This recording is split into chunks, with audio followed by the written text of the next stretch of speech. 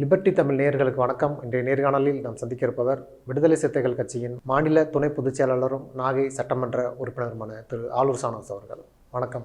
வணக்கம். பாஜக ஆட்சி பொறுப்பில் வந்ததிலிருந்து பல்வேறு சர்ச்சைகளும் குழப்பங்களும் போயிட்டு இருக்கு. அந்த இணையமைச்சர், கேபினெட் அமைச்சர் உள்ளிட்ட பல்வேறு குழப்பங்கள் இருக்குது. இந்த சூழலில் சந்திரபாபு நாயுடு அவர்களுடைய பதவியேற்பு விழாவில் கலந்து கொள்வதற்காக பிரதமர் மோடி அவர்களும் அமித்ஷா அவர்களும் வந்திருக்கிறாங்க. அந்த நிகழ்வில் கலந்து கொண்டிருக்கிறாங்க. சந்திரபாபு நாயுடு அவர்களும் அந்த சபாநாயகர் உள்ளிட்ட முக்கிய பொறுப்புகளை கேட்டிருந்தார். அங்கே ஒரு குழப்பம் நீடிக்கும் வகையில் இந்த நிகழ்வில் கலந்து கொண்டிருக்காங்க இல்லையா? இந்த நிகழ்வை நீங்கள் எப்படி பார்க்குறீங்க? அதாவது கூட்டணி கட்சிகள் நினைத்தது ஒன்று, நடப்பது ஒன்றுமா இருக்குது. பாஜகவால், குறிப்பாக மோடியால் கூட்டணிகளை அரவணைத்து இந்த ஆட்சியை கொண்டு போவது இயலாத காரியம். அது முடியாது. ஏன்னா மோடியுடைய அந்த குணம், அமித்ஷாவுடைய அந்த அணுகுமுறை, இது யாருக்கும் கட்டுப்படக்கூடிய, யார் சொல்லையும் கேட்டு நடக்கக்கூடிய, எல்லோருக்கும் இணைந்து போகக்கூடிய ஒரு அணுகுமுறை உடையவர்கள் அவங்க கிடையாது. அவங்க இயல்பிலேயே அது இல்லை. அவங்க ஆணையிட்டு பழகியவர்கள்.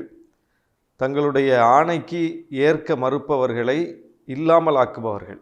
அப்படி தான் அவங்களுடைய அரசியல் நகர்வுகளை நம்ம பார்த்துருக்கோம். இப்படிப்பட்ட குணம் கொண்டவர்களால் ஒரு மைனாரிட்டி அரசை மற்றவங்களுடைய சப்போர்ட்டோடு கொண்டு போகிறதுங்கிறது அவ்வளோ எளிதான விஷயம் கிடையாது. வாஜ்பாயால் முடிஞ்சுது.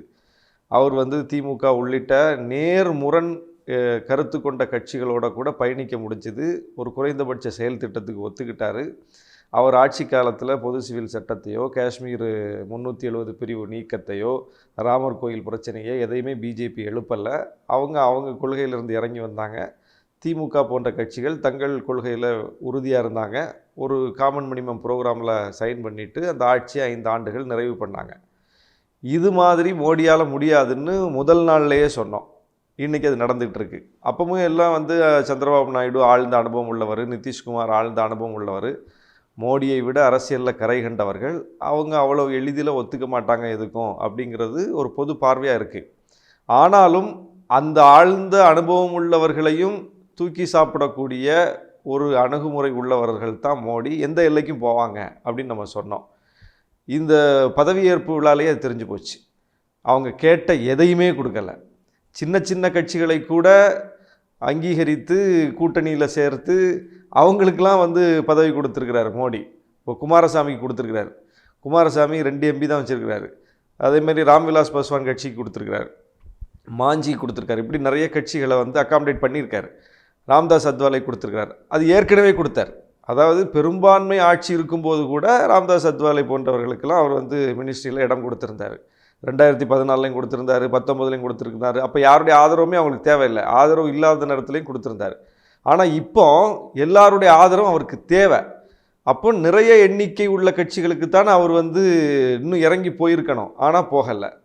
அவங்க ஏற்கனவே பெரும்பான்மையை பெற்று என்ன மினிஸ்ட்ரி அமைச்சிருந்தாங்களோ, எந்த அமைச்சர்கள் என்னென்ன இலாகால இருந்தாங்களோ அதே நிலை தொடருது. பெரும்பான்மை பலம் இல்லாமலேயே அதே மோடி ஆட்சி, அதே பிஜேபி. அது ஒரு வெற்றி தானே அவங்களுக்கு. அதுதான் நான் சொல்கிறேன். இதில் எதற்காக இப்போ நிதிஷ்குமார் அமைதியாக போகிறார், எதற்காக சந்திரபாபு நாயுடு அமைதியாக போகிறார்? இது ஒரு மிகப்பெரிய கேள்வியில். தாங்க கேட்டது கிடைக்கல, ஆனால் தங்களுடைய ஆதரவோடு தான் ஆட்சி நடக்குது. அமைச்சரவையிலையும் சரி, சபாநாயகர் விஷயத்துலையும் சரி, இவங்களுடைய டிமாண்ட் எதையுமே மோடி ஏற்றுக்கல. ஆனால் மோடி ஆட்சிக்கு இவங்க ஆதரவு கொடுக்குறாங்க. எதுக்காக கொடுக்குறாங்க? அதுதான் முக்கியமான விஷயம். எதுக்காக கொடுக்குறாங்கன்னா, நம்ம நிதிஷ்குமார் கட்சியிலிருந்தே பேட்டி கொடுத்துருக்காங்க, சந்திரபாபு நாயுடு கட்சிக்காரங்களே பேட்டி கொடுத்துருக்காங்க. என்ன சொல்கிறாங்க? அமைச்சரவையில் இடம்பெறுவது, இந்த அமைச்சர் வாங்கிறது, அந்த அமைச்சர் வாங்கிறது என்பதையெல்லாம் விட முக்கியமானது அக்னிவீர் திட்டத்தை ரத்து பண்ணுறது, சாதிவாரி கணக்கெடுப்பு நடத்துறது, பீகாருக்கு சிறப்பு அந்தஸ்து வாங்கிறது அப்படின்னு பீகாருக்குள்ளேருந்து குரல், நிதிஷ்குமார் கட்சியிலிருந்தே குரல்.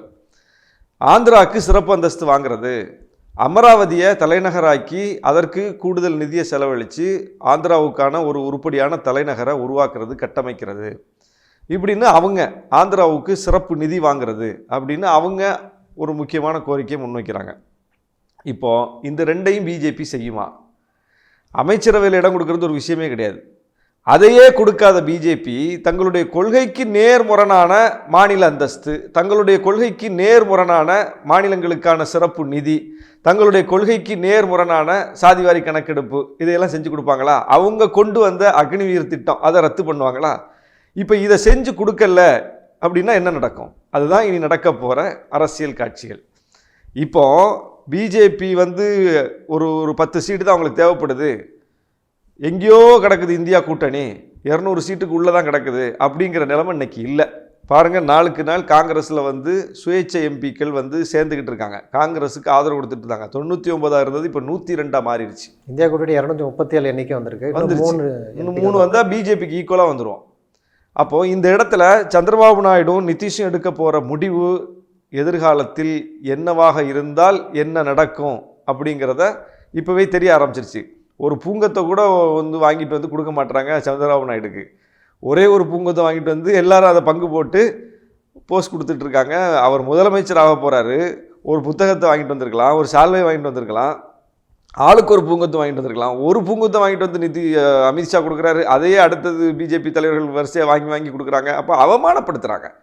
அவங்களுக்கு இதுதான் பழக்கம். அது வாங்கிட்டு வரக்கூடாதுன்னெலாம் ஒன்றும் இல்லை, வாங்கிட்டு வர மறந்து போயெல்லாம் வரல. அவங்களுக்கு இதுதான் பழக்கம். அவங்களால வந்து கூட்டணி கட்சிகளை அங்கீகரிக்க முடியாது. அவங்களுக்கு உரிய மரியாதை கொடுத்து அவர்களுக்கு எப்போதுமே பழக்கம் கிடையாது. அவங்க சொல் கேட்டு பழகிய, அவங்க சொல்ல இருந்து எந்த வகையிலும் முரண்படாத கூட்டணி கட்சிகள் தானே இவ்வளவு நாளும் இருந்துச்சு. எந்த ஒரு கூட்டணி கட்சி அவங்கள்ட்ட எந்த ஒரு விஷயத்தில் முரண்பட்டது? ஆனால் அவங்களோட கூட்டணி சேர்ந்த ஒரு கட்சியாவது இன்னைக்கு வந்து உருப்படியாக அதே வடிவத்தில் இருக்கு. அதிமுக கூடிய நிலைமை என்ன? நம்ம பிஜு ஜனதா தளத்தினுடைய நிலைமை என்ன? எல்லாத்துக்கும் ஆதரவு கொடுத்த கட்சி தானே. ஜெகன்மோகன் கடந்த தேர்தல் வரைக்கும் பிஜேபி ஆதரிச்சுட்டு தானே இருந்தார். அவர் நிலைமை என்ன இன்னைக்கு? அகாலி தளத்தினுடைய நிலைமை என்ன? சிவசேனாவுடைய நிலைமை என்ன? மெஹபூபா முஃப்தியுடைய நிலைமை என்ன? ஒரு பெரிய பட்டியலே வந்துருச்சு.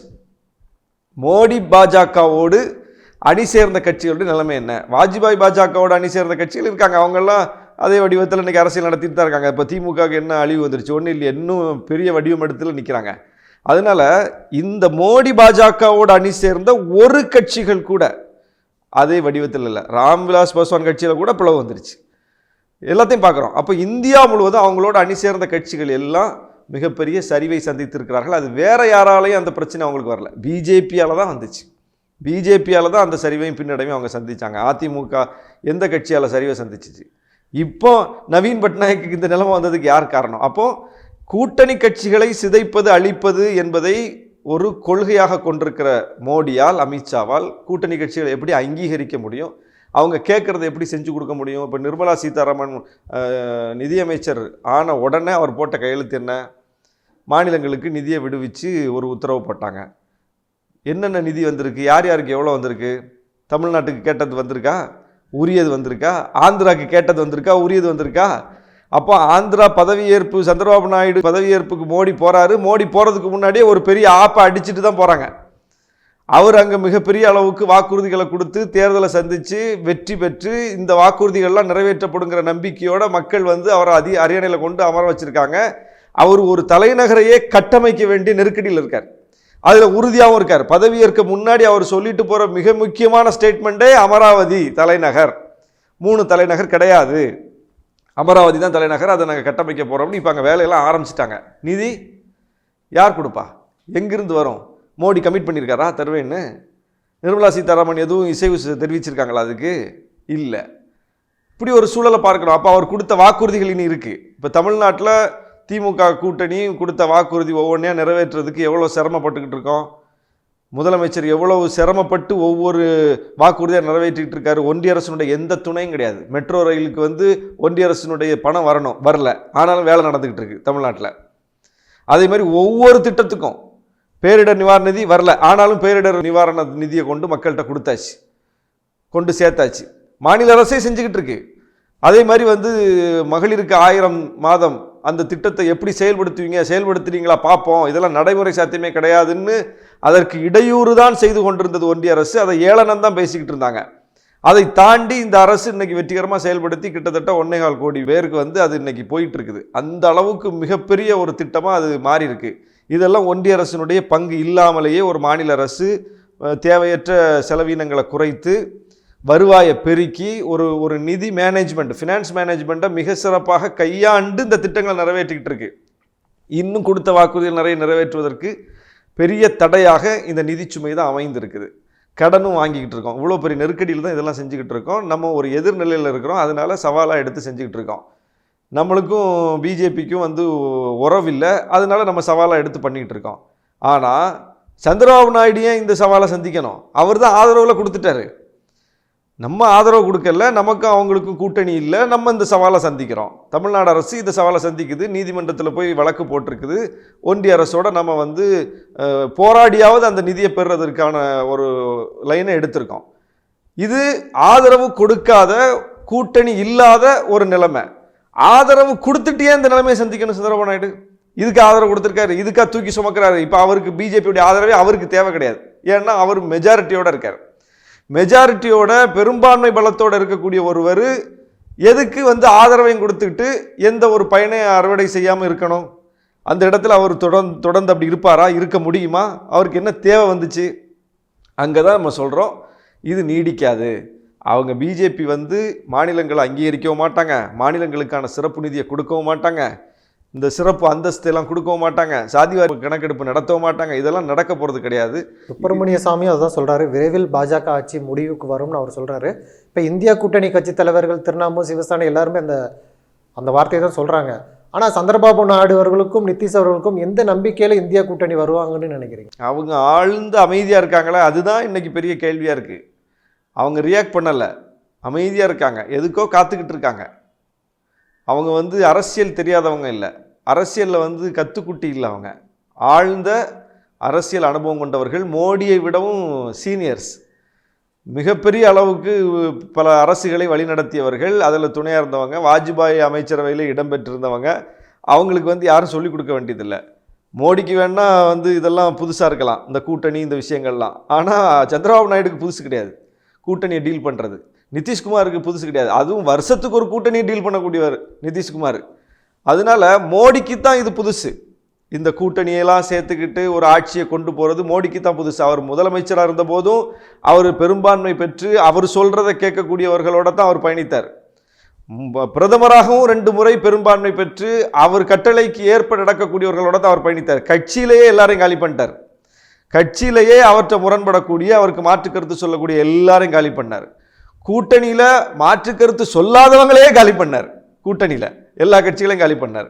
அப்போ கட்சிக்குள்ளே காலி பண்ணார், கூட்டணிக்குள்ளே காலி பண்ணார். அப்படி பழகியவர் இன்னைக்கு வந்து உட்கார்ந்துருக்காரு. மற்றவர்கள் துணையோடு ஆட்சி நடத்தணுங்கிற ஒரு நிலைமைக்கு தள்ளப்பட்டிருக்காரு. எப்படி இது நடக்கும்? அப்போ ஆந்திராவில் ஒரு மிகப்பெரிய சிக்கல் இருக்குது. ஏன்னா ஆந்திரா மக்கள் நம்பிக்கையோடு காத்திருக்காங்க, ஒரு மாற்றம் வந்திருக்கு, வேலைகள் நடக்கும் அப்படின்னு. வேலைகள் நடக்காமல் நீங்கள் சும்மா ஆதரவு மட்டும் கொடுத்து என்ன நடக்க போகுது? அது சந்திரபாபு நாயுடுனுடைய அரசியல் வீழ்ச்சிக்கு அவரே காரணமாக அமைந்தது போல் ஆகிடும். அதை அவர் செய்ய மாட்டார். எப்படி அவர் அதை அனுமதிப்பார்? அவருக்கு அங்கே வேலை நடக்கணும். வேலை நடக்கணும்னாலே பிரச்சனை வரும். ஏற்கனவே அப்படி தானே பிரச்சனை வந்துச்சு. இதே தேசிய ஜனநாயக கூட்டணியில் இருந்தவர் தானே சந்திரபாபு நாயுடு. ஏன் வெளியே போனார்? ஆந்திரா சிறப்பு அந்தஸ்து கேட்டு கிடைக்காத நிலையில தானே வெளியே போனார். ஜெகன்மோகன் ரெட்டி எதுக்கு வந்து நிபந்தனையற்ற ஆதரவை தொடர்ந்து கொடுத்துக்கிட்டு இருந்தார் பிஜேபிக்கு? சிறப்பு அந்தஸ்து வாங்கிடலான்னு சொல்லி தானே கொடுத்துட்டு இருந்தார். அப்போது 2 முறையும் சந்திரபாபு நாயுடு ஆட்சியிலையும் பிஜேபிட்டு அது நடக்கலை, ஜெகன்மோகன் ஆட்சியிலையும் பிஜேபிட்டு அது நடக்கலை. இப்போ 3வது டேர்ம் இப்போவாவது ஆதரவு கொடுத்து நடத்திடலான்னு சந்திரபாபு நாயுடு நம்புறாரு. ஏன்னா 2 முறையும் அவங்க ஆதரவு அவங்களுக்கு தேவைப்படலை, இப்போ இவங்க ஆதரவு அவங்களுக்கு தேவை. அப்போ இந்த நெருக்கடியை காரணம் காட்டி, இந்த நிபந்தனையை காரணம் காட்டி, இந்த ஒரு நிர்பந்தத்தை செஞ்சாவது இதை வாங்கிட முடியும் நம்புறார். அது நடக்காத நிலையில் அவர் என்ன நிலைப்பாடு எடுப்பார்? ஏன்னா இங்கே தான் ஆப்ஷன் இருக்க. இன்னைக்கு ஆப்ஷன் இல்லாமல் இல்லையா? அன்னைக்கு ஆப்ஷன் கிடையாது. அன்னைக்கு வந்து காங்கிரஸ் எதிர்கட்சியாக கூட இல்லை, கூட்டணியெல்லாம் எதிர்கூட்டணி ஒன்றும் ஒரு வலிமையாக இல்லை. இந்த அளவுக்கு பிஜேபிக்கு எதிர்நிலைப்பாடு உள்ளவங்க வந்து சீட்டு வச்சுக்கல. இன்னைக்கு அப்படி இல்லை. இன்னைக்கு ஈக்குவலாக இருக்குது, அந்த பக்கமா இந்த பக்கமா அப்படிங்கிற ஒரு நெருக்கடி இருக்கிறதுனால அதைத்தான் வந்து எல்லாரும் கணிக்கிறாங்க. இது வந்து நீடிக்காது. இப்போ இந்த அளவு காட்டிட்டாங்களா, நாங்கள் மாற மாட்டோம், நாங்கள் சொன்னதான் நடக்கும்னு இப்போ அமைச்சரவையில் காட்டிட்டாங்க. அடுத்தது இந்த கோரிக்கைகளில் காட்டுவாங்க. அடுத்தது என்ன பண்ணுவாங்க? இப்போ 24ஆம் தேதி நாடாளுமன்றம் கூடுது, இனி சட்டங்களில் காட்டுவாங்க. அடுத்தது இந்த இடி சிபிஐ இப்போ வழக்கம் போல் அது அமித்ஷா கையிலையும் நிர்மலா சீதாராமன் கையில் தான் இருக்குது. ஏற்கனவே யார் கையில் இருந்துச்சோ, ஏற்கனவே அவங்க அதை வச்சுக்கிட்டு என்னெல்லாம் பண்ணாங்களோ அவங்க கைக்கே திரும்ப அந்த துறைகள்லாம் போயிருக்கு. இப்போ இதை வச்சுக்கிட்டு சந்திரபாபு நாயுடு மிரட்டப்படலாம், நிதிஷ்குமார் தொல்லை கொடுக்கப்படலாம் வழக்கம் போல். ஏன்னா அவங்க மாற மாட்டாங்க, மோடி மாற மாட்டார், மோடியை மாற்ற முடியாது, அமித்ஷாவை மாற்ற முடியாது. இன்றைக்கி வந்து இப்போ ஒரு ஃபோட்டோ வைரல் ஆகிட்டு இருக்கு பாருங்கள், ஒரு வீடியோ. தமிழிசை சவுந்தரராஜனை கூப்பிட்டு அமித்ஷா வந்து கண்டிக்கக்கூடியது போல் ஒரு காட்சி வெளியாகிருக்கு. கையை உயர்த்தி அப்படி மிரட்டுற மாதிரி ஒரு காட்சி வெளியாகிருக்கு. இப்படி வந்து நிர்மலா சீதாராமனை மிரட்டுவாரா? நிர்மலா சீதாராமன் முன்னாடி அமித்ஷாவால் இப்படி ஒரு பாடி லாங்குவேஜை வெளிப்படுத்த முடியுமா? ஜெய்சங்கருக்கு முன்னாடி இப்படி வெளிப்படுத்த முடியுமா? நீங்கள் சொன்னீங்கன்ட்டு பதவியை திறந்துட்டு களத்தில் போய் நின்று வெயிலில் வேறாத வெயிலில் காஞ்சு போய் அந்த கட்சிக்கு நல்ல ஓட்டு வாங்கி கொடுத்து அதிமுக வேட்பாளரையும் பின்னுக்கு தள்ளி 2ஆம் இடத்தை பிடிச்சிருக்காங்க தமிழிசை. களத்துக்கே போக வந்து மறுத்துக்கிட்டு வீட்டில் உட்காந்துக்கிட்டாங்க நிர்மலா சீதாராமன். களத்துக்கே போகல ஜெய்சங்கர். ஆனால் அவங்க வந்து என்ன ப்ரிவிலேஜில் இன்றைக்கி வந்து இந்த இடத்துல உட்காந்துருக்காங்க. ஆனால் நீங்கள் களத்துக்கு போய் உங்கள் கட்சிக்காக வேகாத வெயிலில் பதவியையும் திறந்துட்டு 2 மாநில ஆளுநர் பதவியையும் திறந்துட்டு போய் கட்சிக்காக களத்தில் நின்றவங்களை கூப்பிட்டு மேடையில் நீங்கள் மிரட்டுறீங்க. அப்போ இதுலேருந்து என்ன தெரியுது? அப்போ இதுதான் அவங்க ஆட்டிடியூடு. அவங்க வந்து ரொம்ப தெளிவாக அவங்க கோட்பாட்டில் கொள்கையில் பயணிக்கக்கூடியவர்கள். யாருக்காகவும் அதை வந்து அவங்க பின்வாங்க மாட்டாங்க. இப்படி பழகியவர்கள் சந்திரபாபு நாயுடுவையும் நிதிஷையும் எப்படி வந்து அனுசரித்து போவாங்கங்கிறது மிகப்பெரிய கேள்வி. காலம் விடை சொல்லும். இந்த நாடாளுமன்ற தேர்தலில் தமிழகத்தில் விசிகாவினுடைய பங்கு ரொம்ப முக்கியம்னு சொல்லப்படுது. தமிழகத்தில் பாஜகவுக்கு எதிராக மிக வீரியமான பிரச்சாரங்களை மேற்கொண்டாங்க. இந்த தேர்தல் வெற்றி மூலம் அவர்கள் ஒரு அங்கீகாரம் கிடைச்சிருக்கு தேர்தல் ஆணையத்தில். அது வந்து விஜய் வாழ்த்து சொல்கிறாரு, கமல், ரஜினி உள்ளிட்ட எல்லோரும் வாழ்த்து சொல்கிறாங்க. ஆனால் தமிழக அரசியலில் இது ஒரு விவாத பொருளாக மாறலை, விசிகா வந்து கண்டுகொள்ளப்படலை அப்படின்னு ஒரு பேச்சு இருக்கு இல்லை? அதை நீங்கள் எப்படி பார்க்குறீங்க? இதெல்லாம் புதுசு கிடையாது. விசிகாவினுடைய பயணம் முழுக்க இன்னொரு பக்கம் இதுதான் நடந்திருக்கு. ஒரு விளம்பரம் எழுதுவதற்கு கூட எங்களுக்கு வந்து எவ்வளோ பெரிய நெருக்கடி இருக்குது, ஒரு கொடியேற்றுவதற்கு கூட எவ்வளோ பெரிய நெருக்கடி இருக்குது அப்படிங்கிறது தெரியும். அதையெல்லாம் தாண்டி தான் கொடியேற்றுவோம், அதெல்லாம் தாண்டி தான் விளம்பரம் எழுதுவோம். ஒரு பத்திரிகையில் வந்து செய்தி வர்றதில் எவ்வளோ பெரிய இருட்டடிப்பு நடக்குங்கிறது தெரியும். ஒன்றுமே இல்லாத கட்சிக்கு முதல் பக்கத்தில் படத்தோட செய்தி போடுவாங்க. எவ்வளவு பெரிய மக்கள் திரள் மாநாட்டை நடத்தினாலும் மேடையில் உள்ள படத்தை போட்டுட்டு மக்கள் கூட்டத்தை காட்டாமல் விடுதலை சிறுத்தைகள் மாநாடுன்னு ஒரு 8ஆம் பக்கத்தில் 8ஆம் காலத்தில் செய்தி போடுவாங்க. ஊடக இருட்டடிப்பு, கருத்துருவாக்க தளத்தில் இருட்டடிப்பு, இதை ஒரு கட்சியாகவே அங்கீகரிக்காத, ஏற்றுக்கொள்ளாத ஒரு மனோநிலை, ஒரு பொது தலைவராக ஏற்றுக்கொள்ளாத மனோநிலை, இதையெல்லாம் தாண்டி தாண்டி தாண்டி தான் இன்றைக்கி வந்து ஒரு மிகப்பெரிய அங்கீகாரத்தை மக்கள் கொடுத்திருக்கிறார்கள். ஒப்பீனியன் மேக்கர்ஸ் கொடுக்கல, ஊடகங்கள் கொடுக்கல, பெரிய பெரிய அரசியல் ஆர்வலர்கள் கொடுக்கல, பெரிய லாபி எங்களுக்கு பின்னாடி நின்று தூக்கி நிறுத்தலை, மக்கள் கொடுத்திருக்கிறார்கள். சாதியவாதம், மதவாதம் ரெண்டையும் முன் வச்சா ஓட்டு வாங்கலாம். சாதி அணிதிரட்டல் செஞ்சு வெற்றி பெற்றலாம், மதவாத அணிதிரட்டல் செஞ்சு வெற்றி பெற்றலாங்கிறத பிஜேபியும் பாமகவும் ஒரு காலத்தில் காட்டினாங்க. இன்றைக்கி அயோத்தியிலேயே மக்கள் மரண அடி கொடுத்துருக்காங்க பிஜேபிக்கு. மதவாதத்தின் அடிப்படையில் ஓட்டை வாங்க முடியாதுங்கிறது இன்னைக்கு ப்ரூவ் ஆயிருக்கு. அதேமாரி பாமக தொடர்ந்து தோல்வியை சந்தித்து பின்னடைவை சந்திச்சிருக்குது. சாதியவாதத்தை வச்சு ஓட்டு வாங்க முடியாதுங்கிறத மக்கள் இன்னைக்கு உணர்த்தியிருக்காங்க. இப்படி வாங்க முடியாது என்பதை விட வாங்கக்கூடாது என்பதை முழக்கமாக முன் வச்சு சாதியவாதத்துக்கு எதிராக, மதவாதத்துக்கு எதிராக தொடர்ந்து பரப்புரை செஞ்சு களத்தில் நின்று ஒரு சமூக நீதி கோட்பாட்டை முன் வச்சு அந்த அணிதிரட்டலின் மூலம் இன்னைக்கு வெற்றி பெற்றிருக்கோம், ஒரு அங்கீகாரத்தை வாங்கியிருக்கோம். நிறைய பேர் வாழ்த்து சொல்லியிருக்காங்க. ஒரு நடிகர் விஜய் வாழ்த்து சொல்லியிருக்காரு, ரஜினிகாந்த் வாழ்த்து சொல்லியிருக்காரு, கமலஹாசன் வாழ்த்து சொல்லியிருக்காரு, கவிப்பேரரசு வைரமுத்து வாழ்த்து சொல்லியிருக்கிறாரு, நிறைய பேர் வாழ்த்து சொல்லியிருக்காங்க. ஆனால் இன்றைக்கி நீங்கள் சொன்ன அந்த கட்டுரை வயரில் வந்திருக்கு, அதை வச்சு ஒரு டிபேட்டும் நடந்திருக்கு. அதில் என்ன சொல்கிறாங்கன்னா, இது ஒரு அரசியல் அரங்கில் இது ஒரு மிகப்பெரிய விவாதத்தை பெறலை, ஆனால் இது விவாதிக்க வேண்டிய விஷயம். விடுதலை சிறுத்தைகள் பெற்றிருக்கிற இந்த அங்கீகாரம் மற்ற கட்சிகள் பெறுகிற அங்கீகாரத்திலிருந்து வேறுபாடானது, இது ரொம்ப முக்கியமானது. இந்த அங்கீகாரம் அவர் எளிதாக கிடச்சிடல, இதுக்கு வந்து ஒரு மிகப்பெரிய போராட்டத்தை திருமாவளவன் நடத்தியிருக்காரு, விடுதலை சிறுத்தைகள் இதற்கு மிகப்பெரிய விலை கொடுத்துருக்காங்க. அப்போ இது அதற்கேற்ற வகையில் விவாதிக்கப்பட்டிருக்கணும் அரசியல் அரங்கில், ஆனால் இது கண்டுகொள்ளப்படவில்லை அப்படின்னு சொல்லியிருக்காங்க. அது உண்மைதான், அரசியல் அரங்கில் இது உரிய கவனத்தை பெறலை, ஆனால் இது பெற்றிருக்கணும். ஆனால் எப்போதுமே விடுதலை சிறுத்தைகளுக்கு அதுதான நிலைமை. எப்போதுமே வந்து எவ்வளவு பெரிய தாக்கத்தை நாங்கள் ஏற்படுத்தினாலும் அது விவாதிக்கப்படாது, அது இருட்டடிப்பு தான் செய்யப்படும். இப்போ வெல்லும் ஜனநாயக மாநாடு நடத்தினமே, அது மாதிரி ஒரு மாநாட்டை இன்னொரு கட்சியை நடத்த சொல்லுங்கள். அது மாதிரி ஒரு வைப்பு அந்த இளைஞர்கள்ட்ட நீங்கள் வந்து திரட்டிட்டு வேணால் வந்து காட்டலாம். ஆனால் திரண்டு வரக்கூடிய கூட்டம் அந்த உணர்ச்சியோட, அந்த ஸ்பிரிட்டோட நள்ளிரவு 1 மணிக்கு கலைஞ்சு போங்கப்பான்னு சொன்ன பிறகும் போகாமல் நின்று அப்படி ஒரு உணர்ச்சியை வெளிப்படுத்தின ஒரு மாநாட்டை காட்டுங்க. நாங்கள் என்ன வந்து சோறு போட்டோமா, வண்டி வாகனம் வச்சு கொடுத்தோமா, ஒரு டீ வாங்கி கொடுத்தோமா? ஒன்றுமே கிடையாது. ஒரு தண்ணி பாட்டில் கூட அங்கே கிடையாது, எதுவுமே கிடையாது. எல்லாமே வந்த மக்களாகவே அவங்களுக்கான தேவைகளை நிறைவேற்றிக்கிட்டாங்க, நள்ளிரவு தாண்டி கலைஞ்சு போக மறுத்தாங்க. எந்த சினிமா ஸ்டாரும் மேடையில் கிடையாது. மக்கள் கூட்டத்தை கவர் பண்ணுறதுக்கு எந்த ஆடல் பாடல் நிகழ்ச்சியும் கிடையாது. முழுக்க முழுக்க கொள்கை சார்ந்த கலை நிகழ்ச்சிகள், கொள்கை சார்ந்த பரப்புரைகள், கொள்கை சார்ந்த உரைகள், இதுதான் அங்கே இருந்துச்சு. அப்படி இருக்கக்கூடிய ஒரு இடத்துல இவ்வளவு பெரிய மக்கள், அதுவும் இளைஞர்கள், 90 விழுக்கால் இளைஞர்கள் இன்னைக்கு ஒரு கட்சியில் திரண்டு நிற்கிறாங்க அப்படின்னா அது மிக முக்கியமாக விவாதிக்கப்பட வேண்டிய விஷயம். இன்னைக்கு சமூக ஊடகங்கள் பெருகிட்டதுனால அந்த மாநாடு, அதனுடைய வீடியோக்கள் வைரலாகி அப்படித்தான் அது கவனம் பெற்றது. எல்லா பெரிய ஊடகங்களும் அதை ஆகா ஓஹோன்னு புகழ்ந்து எழுதி அப்படியெல்லாம் கொண்டு சேர்க்கலை. சமூக ஊடகங்கள் இன்னைக்கு கையில் இருக்கிறதுனால அதில் இப்போ யாரும் இருட்டடிப்பு செய்ய முடியாது. எந்த மூலையில் என்ன நடந்தாலும் அது எல்லார் கவனத்துக்கும் போகக்கூடிய அளவுக்கு ஒரு ஜனநாயகம் மலர்ந்திருக்கிறதுனுடைய விளைவு இன்றைக்கி எங்களுடைய மாநாடு மிகப்பெரிய பேசு பொருளானது. அதுபோல தான் இன்றைக்கி சமூக ஊடகங்களில் விசிகாவினுடைய வெற்றி விவாதிக்கப்படுது, அங்கீகாரம் விவாதிக்கப்படுது. எங்கள் தலைவர் காட்டின உறுதி, ஏன்னா தனி சின்னத்தில் தான் நிற்போம், சுயேட்சை சின்னத்தில் தான் நிற்போம், நின்று நாங்கள் வெல்வோம் அப்படின்னு சொல்லி அவர் காட்டின உறுதிக்கு கிடைச்சிருக்கிற ஒரு மிகப்பெரிய வெற்றி. இது விவாதிக்கப்படணும். இது ஒரு சாதாரண வெற்றி இல்லை. ஏன்னா இன்றைக்கி தமிழ்நாடு அரசியலின் போக்கை மட்டுமல்ல, இந்திய அரசியலின் போக்கே எங்கள் தலைவர் வடிவமைத்திருக்கிறார்னு சொல்லணும். ராகுல் காந்தி அவர்கள் இந்தியா முழுவதும் நடைப்பயணம் போகணும்னு ராகுல் காந்தி அவர்களிடமே சொன்னவர் எங்கள் தலைவர் 5 ஆண்டுகளுக்கு முன்பே. அதே மாதிரி மற்ற தலைவர்கள் உங்களை சந்திப்பாங்கன்னு நீங்கள் எதிர்பார்த்துட்டு இருக்காதீங்க, நீங்கள் போய் மற்ற தலைவர்களை தேடி போய் சந்திங்க, ஒரு அணி சேர்க்கை நடக்கும்னு சொன்னது எங்கள் தலைவர் தான். ராகுல் காந்தி அவர்கள் அதை இன்னைக்கு செஞ்சதனுடைய விளைவை நம்ம பார்க்குறோம். காங்கிரஸ் கட்சி எதிர்கட்சியாக கூட இல்லாத ஒரு நிலைமை இருந்துச்சு. பார்வையாளர் மாடத்தில் தான் உட்காரும்னு மோடி கிண்டல் பண்ணார். இன்றைக்கி 100 சீட்டு தாண்டி வெற்றி பெற்ற சுயேட்சை எம்பிக்களும் போய் காங்கிரஸில் சேரக்கூடிய, காங்கிரஸுக்கு ஆதரவு கொடுக்கக்கூடிய ஒரு நிலை வந்திருக்குது. ராகுல் காந்தி வடக்கிலையும் வெற்றி பெற்றிருக்காரு, தெற்குலையும் வெற்றி பெற்றிருக்கிறார். அப்போ இது ஒரு மிகப்பெரிய ஒரு விஷயம். இப்போ இந்த நம்பிக்கை காங்கிரஸ்காரர்களுக்கே இருந்துச்சான்னு தெரியல. அவங்களே நம்பிக்கை இழந்து போயிருந்தாங்க. நிறைய தலைவர்கள் காங்கிரஸை விட்டு வெளியேறினாங்க. குலாம் நபி ஆசாத் போன்ற எவ்வளோ பெரிய லீடர் அவங்கெல்லாம் காங்கிரஸை விட்டு வெளியே போனாங்க நம்பிக்கை இல்லாமல். ஆனால் எங்கள் தலைவர் உறுதியாக நம்பினார். அவர் தெலுங்கானா முதல்வராக இருந்த சந்திரசேகர் ராவு கட்சி தொடங்குற நிகழ்ச்சிக்கு கூப்பிட்டார் எங்கள் தலைவரை.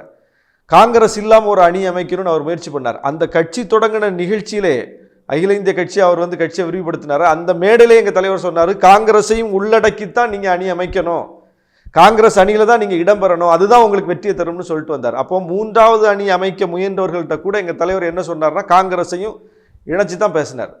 தமிழ்நாட்டில் காங்கிரஸ் கூட்டணியில் தான் நாங்கள் தொடருவோம்னு சொன்னார். ஈழ பிரச்சனையை வச்சுட்டு விசிகேவை எப்படியாவது அதிலிருந்து கழட்டி எடுத்துடலான்னு எவ்வளோ முயற்சி நடந்துச்சு, எவ்வளோ லாபி நடந்துச்சு. எங்கள் தலைவர் இந்திய நாட்டின் நலன் முக்கியம், மோடி ஆட்சி வீழ்த்தப்படணுங்கிறது முக்கியம், காங்கிரஸை விட்டுட்டு ஒரு அணி அமைக்க முற்பட்டோம்னா அது மோடிக்கு சாதகமாக தான் முடியும், அதுக்கு வாய்ப்பே கிடையாது, அதுக்கு இடமே தரமாட்டேன்னு சொல்லி அவர் உறுதியாக நின்றார். அப்போ அவர் உறுதியாக நின்றதனுடைய விளைவு தமிழ்நாட்டில் இந்த கூட்டணி இன்னும் மிகப்பெரிய வலிமை பெற்றது. அப்போ தமிழ்நாட்டில் இந்த கூட்டணி காங்கிரஸோடு சேர்ந்து வலிமை பெற்றதற்கு காரணமும் எங்கள் தலைவர் எடுத்த நிலைப்பாடு தான். அகில இந்திய அளவில் இந்த கூட்டணி வலிமை பெறணும்னு இடதுசாரிகள்கிட்ட தொடர்ந்து பேசிக்கிட்டு இருந்தார். இடதுசாரிகள் காங்கிரஸ் வேணாம், பிஜேபி வேணாங்கிற ஒரு மனநிலையில் தான் அவங்களும் இருந்தாங்க. ஏற்கனவே அவங்களுக்கு கேரளா போன்ற மாநிலங்களில் முரண்பாடு இருக்குது காங்கிரஸோட. அப்போ அது அகில இந்திய அளவுலையும் அது வந்துடக்கூடாது, நீங்களும் வாங்க காங்கிரஸோட சேருங்க அப்படின்னு தொடர்ந்து எந்தெந்த இடதுசாரி தலைவர்களை பார்க்குறாரோ அவங்கள்ட்ட எல்லாம் பேசிக்கிட்டே இருக்கார். 10 வருஷமாக பேசிக்கிட்டே இருக்கார். 2014 அவர் இதை தான் சொன்னார், 19 மீண்டும் சொன்னார். 2014 அகில இந்திய அளவில் அது நடக்கல, 19 நடக்கல. 2024 இந்தியா கூட்டணி வடிவம் பெற்றதற்கு எங்கள் தலைவரினுடைய அந்த இடையறாத பரப்புரை, அந்த உறுதித்தன்மை, எவ்வளவு எதிர்நிலையில் இருக்கக்கூடியவங்க விளை வைத்தாலும் நிலைப்பாட்டை மாற்றாமல் இங்கே எவ்வளோ இழப்பை சந்தித்தாலும் இங்கே தான் இருப்பேன்னு அவர் தொடர்ந்தது. ஏன்னா பிஜேபியே பேசினாங்க, கேபினெட் வரைக்கும் பேசினாங்க. பொன் ராதாகிருஷ்ணன் தலைவராக இருந்த காலத்திலேயே அந்த பேச்சுவார்த்தைலாம் நடந்துச்சு, வாங்க ஆதரவு கொடுங்க அப்படின்னு. இப்போ எல் முருகன் போன்றவர்களுக்கெல்லாம் ஒரு மிகப்பெரிய மக்கள் ஆதரவு கிடையாது. ஆனால் அவர்களுக்கே மிகப்பெரிய பொறுப்பை கொடுத்து பிஜேபி அழகு பார்க்குது. ஏன்னா அந்த மக்களுடைய வாக்குகளை பெறுறதுக்கு என்ன செய்ய முடியும், அதுக்கு என்ன சோசியல் இன்ஜினியரிங் பண்ணலான்னு அவங்க முயற்சி பண்ணுறாங்க. அப்படி இருக்கும்போது இப்படி தமிழ்நாட்டில் ஒரு மிகப்பெரிய அரசியல் தாக்கத்தை ஏற்படுத்தக்கூடிய அளவுக்கு லட்சோப லட்சம் இளைஞர்களை அணிதிரட்டி வச்சிருக்கிற எங்கள் தலைவருக்கு பிஜேபி எதுவும் கொடுக்காதா, எதுவும் தரமாட்டேன்னு சொல்லிச்சா? இப்போ இந்த தேர்தலில் அதிமுக பேசுனாங்களே எங்கள்கிட்ட, வாங்க எல்லாம் வெளிப்படையாகவே கூப்பிட்டாங்களே, எல்லா தலைவர்களும் கூப்பிட்டாங்களே, திருமாவளவன் இந்த பக்கம் வந்துட்டா பெரிய அணியாக இது மாறிடும் அப்படின்னு சொன்னாங்கல்ல. அப்போது அதிமுகவை அவர் தேர்ந்தெடுக்கலை, வேணாம், பிஜேபி கொடுத்த ஆஃபரை அவர் நிராகரித்தார். இதெல்லாம் எதுக்கு? இந்த கோட்பாடு, இந்த கொள்கை, இதில் நம்ம பயணிக்கணும் அப்படிங்கிற அந்த உறுதித்தன்மை தான். அதுக்கு கிடைத்திருக்கிற ஒரு மிகப்பெரிய அங்கீகாரமும் வெற்றியாக தான் இது பார்க்கணும். எனவே இது ஏதோ விசிக்கே கிடைச்ச அங்கீகாரம்னு இதை சுருக்கி பார்ப்பதை விட சமூக நீதி சமத்துவ கொள்கைக்கு கிடைத்திருக்கிற ஒரு அங்கீகாரம் என்பதனால் முதல்ல இது ஒரு மிகப்பெரிய கொண்டாட்டமாக இது மாறணும். எல்லா அரசியல் கட்சிகளும் இதை வரவேற்கணும், இதை தூக்கி பிடிக்கணும், இதை கொண்டு போய் சேர்க்கணும். அப்பந்தான் இந்த களத்தில் இந்த கொள்கையில் உறுதியாக இருக்கக்கூடிய இன்னும் பலர் வருவாங்க, உறுதியாக இருப்பாங்க. அப்போ அதற்கே முதல்ல இதை எல்லாரும் ஆதரிக்கணும். நிறைய தகவல்களை நேரில் சொல்லியிருக்கீங்க. உங்களுடைய நேரத்துக்கு மிக்க நன்றி.